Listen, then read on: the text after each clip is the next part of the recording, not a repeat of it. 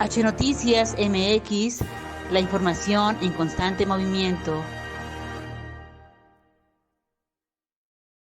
¿Estás cansado de beber este veneno? ¿No quieres poner en riesgo tu salud con más pobreza, desigualdad, exclusión y uribismo? ¿Te urge un cambio? No lo pienses más. Prueba ahora el revolucionario Cambio, una bebida novedosa y rompedora, compuesta con los mismos ingredientes de la anterior, pero en un empaque colorido, divertido y correcto. Listo para servir o ser servido. Desecha esas bebidas aburridas y saludables y atrévete con algo rompedor que lo cambiará todo para que todo siga igual. En política no hay finales cantados y vaya que lo sabemos porque en nuestro video anterior sobre Colombia omitimos al outsider que se coló en el balotaje y dejó un cuadro inédito en los últimos 20 años. Dos competidores que lucharon por desmarcarse completamente de la visión de Álvaro Uribe Vélez, un caudillo venido a menos que ya vive sus horas bajas y parece destinado a su extinción. ¿O no? No les haré spoiler, pero les adelanto que si algo han demostrado estas últimas 3 semanas antes de la segunda vuelta es que los giros de guión están a la orden del día. Ganadores que se sienten perdedores, aliados que se convierten en enemigos y antagonistas que ahora se dan la mano como si fuesen mejores amigos. Esta recta final de campaña entre el izquierdista Gustavo Petro y el populista de derechas Rodolfo Hernández también es sin duda el festival del plot twist. Sí, Colombia votó por un cambio. Más de 40% lo hizo a la izquierda, respaldando a Petro, el gran favorito durante casi un año de sondeos y que parecía imbatible como próximo huésped de la Casa de Nariño. Otro 28% apostó al mismo cambio, pero en otra dirección. La errática y populista propuesta de Hernández, un enfant terrible que a la usanza de Trump o Bolsonaro vendió la antipolítica usando las redes sociales con un discurso altisonante.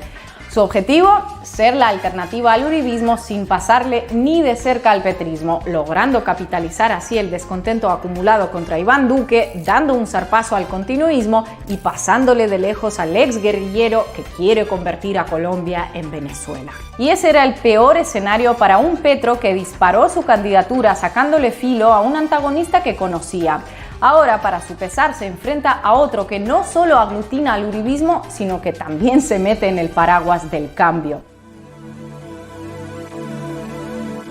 Gustavo Petro llegó a la primera vuelta como claro favorito. Es la tercera vez que el político de izquierdas intenta llegar a la presidencia y para nadie es un secreto que se dedicó a construir un movimiento desde las bases con un claro antagonista, el uribismo. Por eso era natural que concibiera toda su campaña con Fico Gutiérrez como su contraparte. Fico simbolizaba el continuismo de Iván Duque, era el gallo tapado de Álvaro Uribe y representaba todo el discurso que su bus del cambio quería defenestrar. El giro inesperado fue que quien finalmente pasó al balotaje es un candidato que ofrece lo mismo que él, pero con otro tono y desde las redes sociales, la nueva tribuna favorita de los outsiders.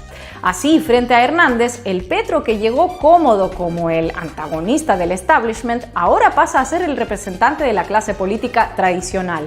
Un viraje tan inesperado como retador para el izquierdista que en 3 semanas ha tenido que reposicionar su campaña desde la comodidad al desconcierto, desde la ofensiva a la defensiva y del mitin a los tweets.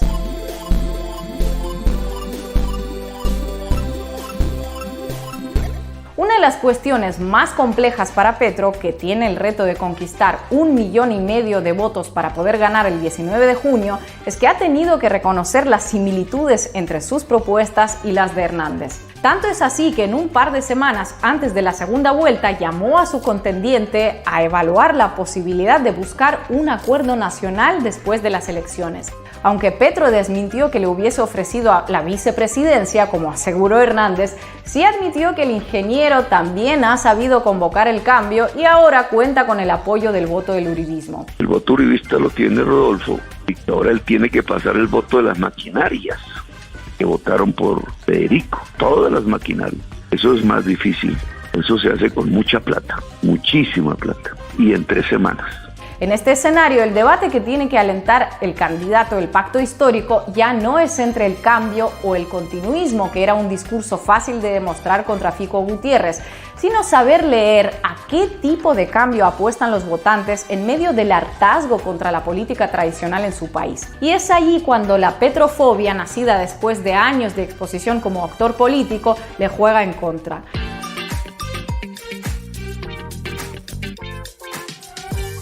Si hay algo tan fuerte en Colombia como el antiuribismo, es el antipetrismo, y Petro lo sabe. Por eso su estrategia ante la primera vuelta fue ampliar su base de alianzas con los sectores más diversos del país, también con algunos bastante cuestionados, con miras a la presidencia.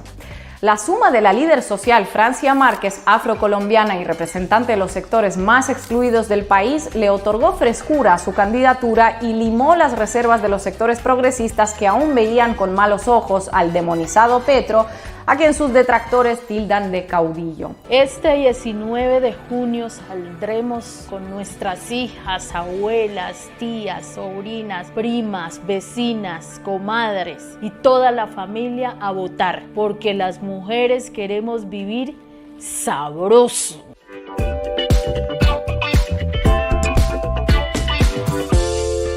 La inesperada remontada de Hernández apenas pudo verse en las encuestas unos días antes de la elección. Al principio de la campaña parecía improbable que aquel señor de 77 años que hacía videos de TikTok pudiera traspasar las pantallas para convertirse en una opción política real. Pero como pasó en su momento con Trump o Bolsonaro, su tono bronco y dislates agresivos, racistas y machistas se volvieron parte del paisaje de las redes sociales. ¿Dónde dice que no se puede? En la ley lo impide Bueno, que se me diga el eso. culo con esa ley. ¡Mientes! ¡No es así! ¿Cuándo dijo que dijo? De ese modo, les sirvieron de combustible a final de la carrera para atraer el hartazgo contra el uribismo sin comprometerse con la opción petrista. Con el reposicionamiento del uribismo a favor de Hernández, el candidato ya no es el falso mesías de la lucha contra la corrupción, sino que ahora es el mesías que salvará a Colombia de las garras de Petro. no me he reunido con Rodolfo, ni necesito hacerlo, ni él necesita buscarme, que siga buscando votos para que salvemos el país. Y aquí lo importante, más allá de cálculos políticos o individuales, es cuidar a Colombia. No es gratuito que la maquinaria mediática que antes le sacaba los trapos sucios a Hernández se enfoque ahora en blanquear sus excesos y mostrarlo con la candidez que otorgan las redes sociales, incorrecto, controvertido y siempre viral.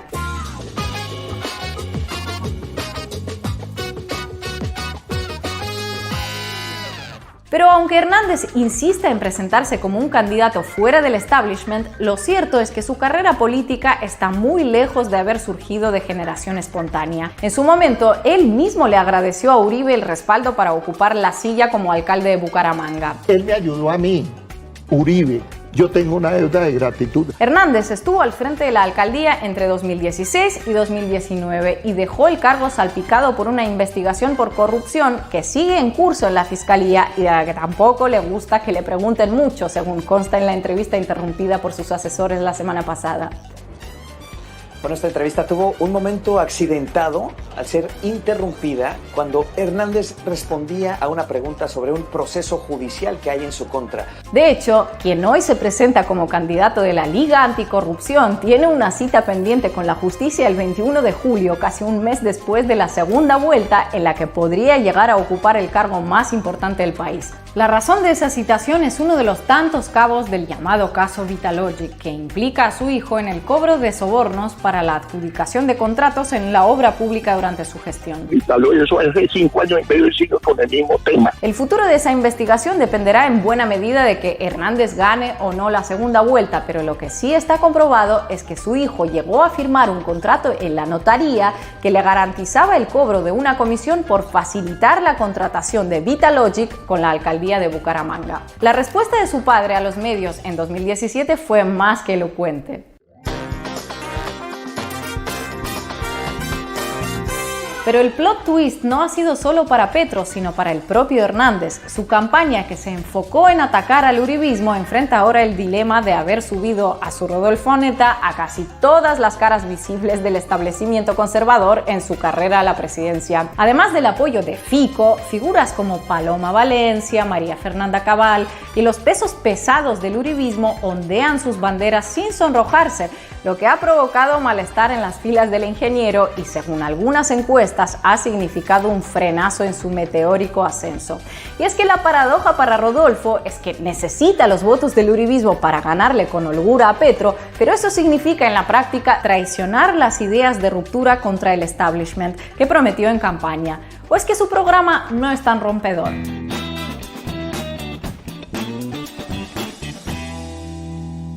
El pacto histórico promete un cambio y Rodolfo Hernández también. La cuestión es que en esa ecuación el todos contra Petro juega un papel tan clave que poco han importado escandalosas y poco explicadas propuestas programáticas del ingeniero. Sin embargo, repasemos algunas. Una de las más controvertidas fue su anuncio de decretar un estado de conmoción interior al inicio de su gobierno. La propuesta no es novedosa porque ya la aplicó Álvaro Uribe en 2002, ni constitucional a la luz de las alarmas de varios analistas en el país, ya que implicaría que Hernández empezara su gestión como más le gusta, a dedo y por decreto. Otra de sus propuestas ha sido la de eliminar embajadas y consulados de Colombia en países como Bolivia, Hungría, Indonesia, Paraguay, República Dominicana, Rusia, Turquía, Uruguay, Vietnam, Venezuela, España y Argelia, porque supuestamente son ineficientes. No trabajan, eso es, abren a las 10 y cierran a la 1, que es una vagabundería. Eso lo volvieron un jubiladero de politiqueros quemados. Lo que también está en la agenda del ingeniero es la fusión de ministerios como los de Cultura y Ambiente, de Interior y de Justicia, de Educación y de Deporte, y la unión del despacho de Tecnologías de Información con el de Ciencia y Tecnología. El fichaje que más ha sorprendido es el de William Ospina como posible ministro de Cultura y Ambiente, ya que el escritor ha sido identificado con la izquierda en ese país y nunca ocultó su cercanía con la revolución bolivariana en Venezuela. En ese punto, lo que más encandila del programa de Hernández es que propone el restablecimiento de las relaciones con Venezuela. La suspicacia surge porque esa postura contrasta con el cierre de los consulados y los comentarios machistas y xenófobos que el exalcalde de Bucaramanga lanzó contra las migrantes venezolanas que tenían hijos en Colombia. Y los partos que han tenido son como 400 al año. Una fábrica hace chinitos pobres. Su última propuesta, después de haberse entrevistado con el embajador de Estados Unidos en Colombia, fue la de darle drogas gratis a los drogadictos. Si a los adictos le entregamos la droga gratis, sea intravenosa, sea por aspiración o sea oral, pues se acabó la demanda. Nadie vuelve a comprar. ¿Para qué compro si me la regalo? Y si no compra porque se la regala, la oferta se acaba y se acabó la droga. Es la única manera. Después de tamaña propuesta, Hernández fue invitado a Estados Unidos para reuniones con empresarios en Miami, desde donde casi se queda a esperar el balotaje.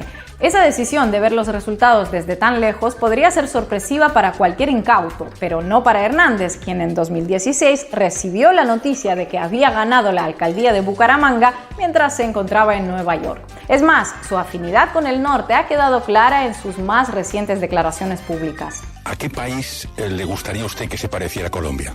Yo no conozco todo el mundo, pero sí algo conozco. Y yo lo que noto es que entre más se acerquen al Polo Norte, hay más prosperidad. Y hablando del rey de Roma, no podíamos dejar de mencionar al pimentón que nunca falta en todo guiso electoral, Estados Unidos. En estas elecciones, Washington ha sido cauto para no agitar el avispero en favor o en contra de ningún candidato, aunque la reunión de Hernández con el embajador estadounidense y la presencia del ingeniero en Miami son guiños más significativos que los que ha tenido la administración de Joe Biden con Petro. Pero que nadie confunda la cautela con desinterés. Estados Unidos tiene muy claro que Colombia seguirá siendo una de sus fichas destacadas en la región, un estatus que se admite sin discusión como aliado estratégico de la OTAN.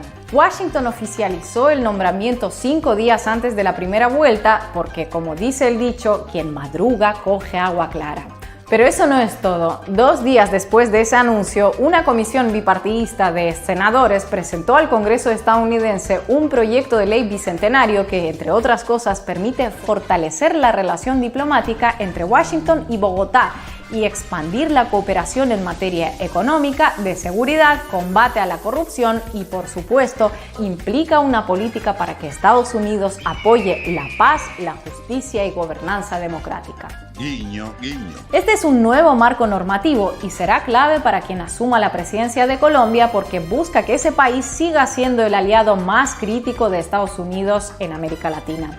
El título no es gratuito, ya que si se aprueba ese proyecto este año, Colombia no solo deberá entregar informes clasificados sobre las disidencias de las FARC en su territorio, sino también tendrá la obligación de facilitarle a Washington los datos sobre las actividades malignas de países en el extranjero. Estados Unidos dice que se trata de una alianza estratégica para celebrar los 200 años de sociedad estrecha con Colombia, pero la pregunta que cabe en este caso ya la hizo el humorista colombiano Jaime Garzón, asesinado en 1999, al entonces ex embajador estadounidense en Bogotá. Pero esa sociedad es como la sociedad de la gallina y el marrano, que la gallina pone el huevo y el marrano el chicharrón.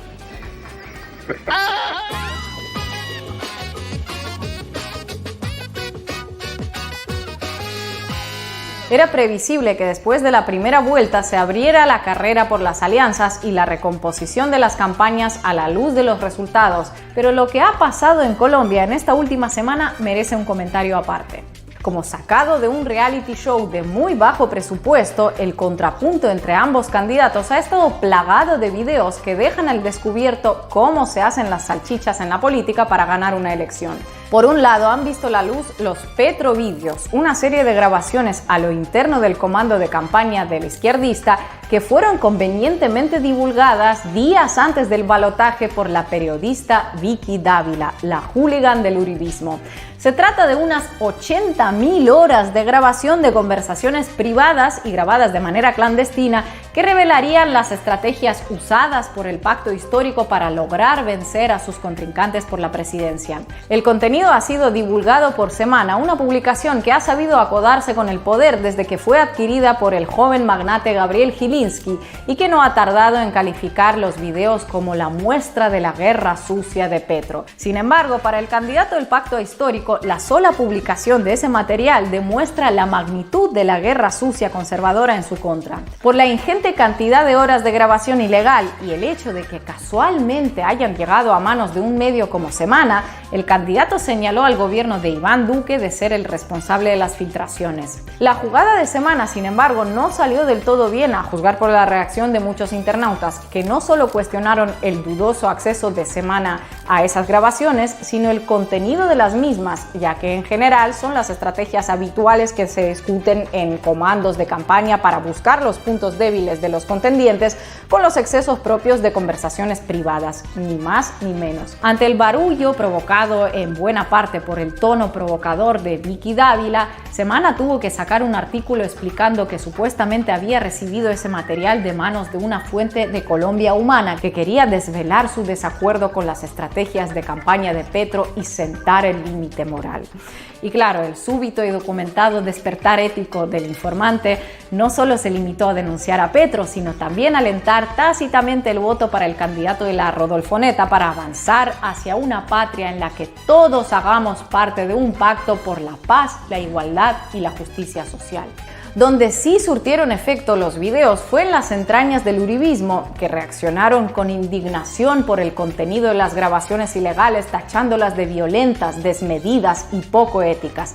Sí, el chiste se cuenta solo. Los que aplaudieron las chuzadas de Uribe votaron una y otra vez por parapolíticos y hasta justificaron los escándalos de corrupción en el ejército, se mostraron escandalizados ante las recomendaciones de los asesores de Petro para debilitar a sus adversarios, hechas en un contexto íntimo y sin que supieran que los estaban grabando. Lo más curioso es que lo que supuestamente les indigna tanto de Petro les parece simpático en Hernández, a quien no hay que espiar demasiado para que deje una hemeroteca abultada de videos con declaraciones violentas, misóginas, racistas, machistas y que colindan con la corrupción política.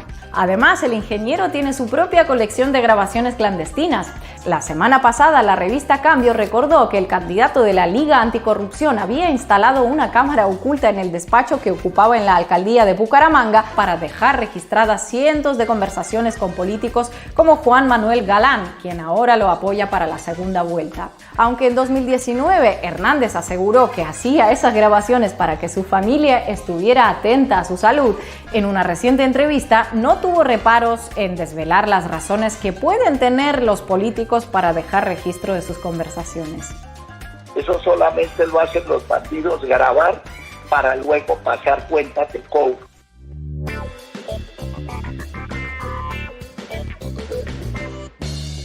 La mayoría de los análisis antes de la primera vuelta, incluido el nuestro, apuntaban a que Colombia debía debatirse entre el cambio y el continuismo que representaba el candidato uribista Fico Gutiérrez. A pesar de que Hernández fue quien pasó al balotaje, el dilema es casi el mismo, pero con algunos matices. Mientras Petro intenta dar un inédito y tímido volantazo a la izquierda, desmarcándose del uribismo, Hernández promete un cambio que le deja cómodos a los acólitos del caudillo antioqueño. Así, la encrucijada que enfrentarán los electores el próximo 19 de junio es entre el cambio que deja al uribismo en la oposición o el giro gatopardiano que sube al Centro Democrático a la Rodolfoneta y les da una clara oportunidad para reinventarse.